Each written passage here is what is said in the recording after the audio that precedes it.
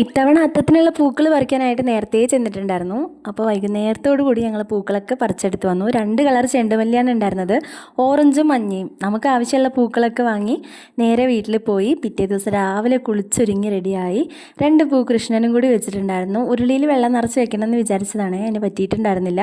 നാളെ അങ്ങനെ കുറച്ച് ചെയ്യണം. അപ്പോൾ ദാ കണ്ണപ്പനെ കുളിപ്പിച്ചിട്ടുണ്ടായിരുന്നില്ല, നല്ല തണുപ്പുണ്ട് ഇവിടെ.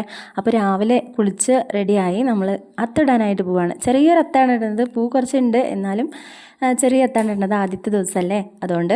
പിന്നെ പൊന്നൂന് ഇന്ന് എക്സാം ഉണ്ട്, ഹിന്ദി എക്സാമാണ് നാളെ. ഇംഗ്ലീഷും കൂടി കഴിഞ്ഞ് കഴിഞ്ഞാൽ അവളുടെ എക്സാം കഴിഞ്ഞ് സ്കൂൾ പൂട്ടും. ഓണാഘോഷം വെള്ളിയാഴ്ചയാണ് കേട്ടോ. അപ്പോൾ അത് മുന്നിലുണ്ടായിരുന്ന കുറച്ച് അരളിപ്പൂവും കൂടി പറിച്ചെടുത്തു. അതും കൂടി പറിച്ചിട്ട് ഉള്ള പോലെ ഇട്ട് വയ്ക്കാമെന്ന് വിചാരിച്ചു കേട്ടോ. അപ്പോൾ ഞാനും കണ്ണപ്പനും കൂടിയാണ് ഇടുന്നത്. ചെറുതായിട്ട് ചാണകം മെഴുകിയിട്ടുണ്ട്, ഒരുപാടൊന്നും മെഴുകിയില്ല, കുറച്ച് മെഴുകിയുള്ളൂ. ആദ്യം ഒരു ചെണ്ടുമല്ലി വെച്ചിട്ട് ചുറ്റും അരളിപ്പൂ ഇട്ടിട്ട് ബാക്കി പിന്നെയും ചെണ്ടുമല്ലി തന്നെ ഇടുകയാണ്. സമയമില്ലാത്തതുകൊണ്ട് വേഗം തന്നെ ഇട്ട് തീർക്കുകയാണ് കേട്ടോ. അപ്പോൾ ഇത്രയേ ഉള്ളൂ ഞങ്ങളുടെ കുഞ്ഞത്തം. ലാസ്റ്റുള്ള ഫോട്ടോ കാണിച്ചു തരാം. കണ്ണപ്പനും ഞാനും കൂടിയിട്ട് ഇട്ടത്. ഇവിടെ ഭയങ്കര കാറ്റായതുകൊണ്ട് ചിലപ്പോൾ പറന്നു പോകാനും സാധ്യതയുണ്ട്. അപ്പോൾ അമർത്തി വെച്ചിരിക്കുകയാണ്. ഇടയ്ക്ക് ചെറുതായിട്ട് വെള്ളം തളിച്ച് കൊടുക്കണം, എന്നാലേ അതങ്ങനെ അവിടെ നിൽക്കുകയുള്ളൂ. ഭയങ്കര കാറ്റുള്ള സ്ഥലമായതുകൊണ്ടാണ് ഇങ്ങനെ.